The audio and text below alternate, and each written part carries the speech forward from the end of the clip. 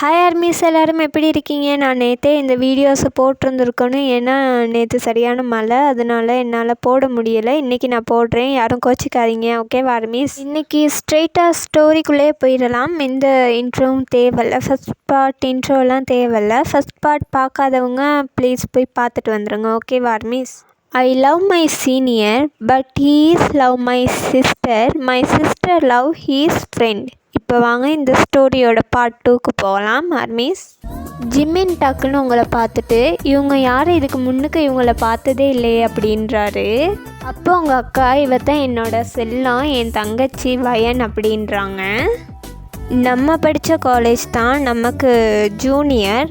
என்ன நடந்ததுன்னு தெரியலை. எங்கள் எல்லாத்தையும் விட்டுட்டு அப்ரோட் போய் ஸ்டடி ஒர்க்கை கண்டினியூ பண்ணிவிட்டு இப்போ 1 மாதம் லீவ் கேட்டுட்டு 3 வருஷத்துக்கு அப்புறம் என்னோடய கல்யாணத்துக்கு வந்திருக்கா அப்படின்னு அக்கா சொல்கிறாங்க. ஜிமினும் சரி ஓகே, அதுதான் இவங்களை இங்கே நான் பார்க்கவே இல்லையோ அப்படின்றாரு. அக்காவும் ஆமாம் அப்படின்னு தலையாட்டுறா. அப்படியே கொஞ்சம் நேரம் போகுது. ஐயர் வந்து எல்லாம் கணிச்சு பார்த்துட்டு 2 வீக்ஸில் கல்யாணத்தை வச்சுக்கலாம் அப்படின்னு சொல்கிறாரு. கொஞ்சம் டென்ஷன் ஆகிற பழக்கம் இருக்குது. சரிடா, டென்ஷன் என் கூட பிறந்தது, என்ன செய்கிறது, பரவாயில்ல, அட்ஜஸ்ட் பண்ணி பார்த்துக்கோங்க, பாய் கொளருது.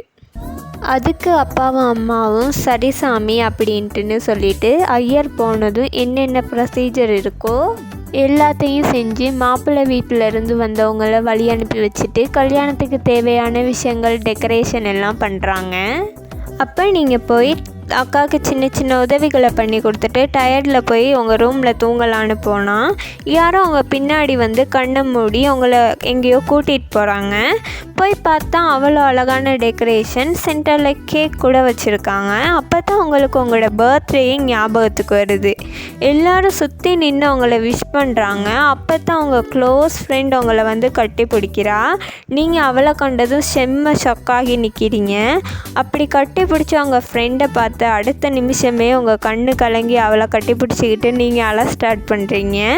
அப்போ ஃப்ரெண்ட் மீரா உங்களை சமாதானப்படுத்தி ரூமுக்கு கூட்டிகிட்டு போய் உட்கார வச்சுட்டு கேட்ட கேள்வியே, இவ்வளோ நாள் எங்களை பார்க்க வரல, உன் அக்கா நிச்சயதார்த்தத்துக்கு தான் உனக்கு ஸ்ரீலங்காவுக்கு வர்றதுக்கு வழி தெரிஞ்சிச்சா அப்படின்றா.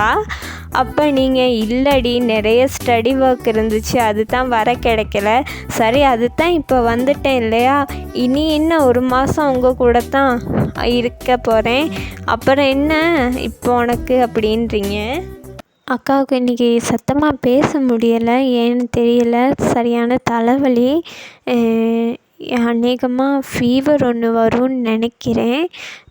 பரவாயில்லடா. இந்த ஸ்டோரி பிடிச்சிருந்தா லைக் பண்ணி ஷேர் பண்ணி சேனலை வந்து சப்ஸ்கிரைப் பண்ணுங்கள். ஓகேவா?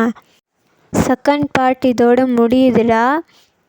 ஏன் நான் ஃபஸ்ட் பார்ட் இன்ட்ரோ வந்து சொல்லலை அப்படின்னா, எடுத்துக்கிட்டே போனால் உங்களுக்கும் போர் அடிக்கும் இல்லையா, அதனால தான் நான் வந்து ஃபஸ்ட் பார்ட் இன்ட்ரோ வந்து சொல்லாமல் நேரடியாக ஸ்டோரிக்குள்ளேயே வந்துட்டேன்.